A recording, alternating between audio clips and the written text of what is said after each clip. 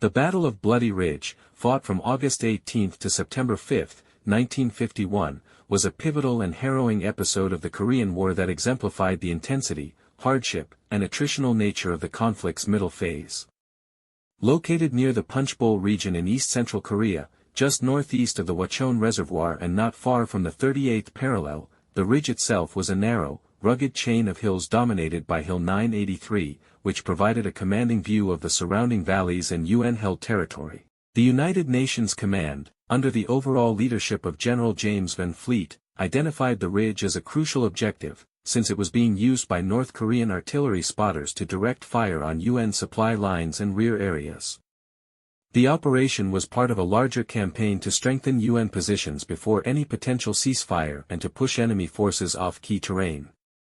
The battle began with elements of the Republic of Korea, ROK, Army launching initial assaults, but their progress was minimal due to stiff resistance, prompting the deployment of the U.S. 2nd Infantry Division, particularly the 23rd and 38th Infantry Regiments.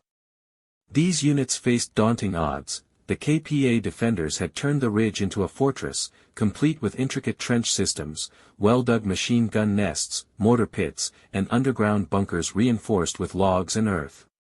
The terrain was treacherous, steep, forested, and heavily mined, and the defenders had excellent fields of fire along the approaches. UN troops had to advance slowly, often crawling uphill under sniper fire and shell bursts, while facing booby traps and sudden counterattacks. Air support played a significant role, with U.S. Air Force fighter bombers and Marine Corsairs delivering napalm, rockets, and bombs on enemy positions, but the effectiveness was often limited by the deep entrenchments and camouflage used by the North Koreans. Artillery from nearby UN batteries pounded the ridgeline day and night, softening up defenses before each renewed assault. Still, progress was agonizingly slow, with hilltop gains often lost during fierce night counterattacks. The intense combat devolved into close-quarter engagements, including trench raids, bayonet charges, and the use of flamethrowers and satchel charges to clear out bunkers. Soldiers endured not only constant combat but also sweltering summer heat, shortages of water, and the emotional strain of recovering bodies from enemy-held ground.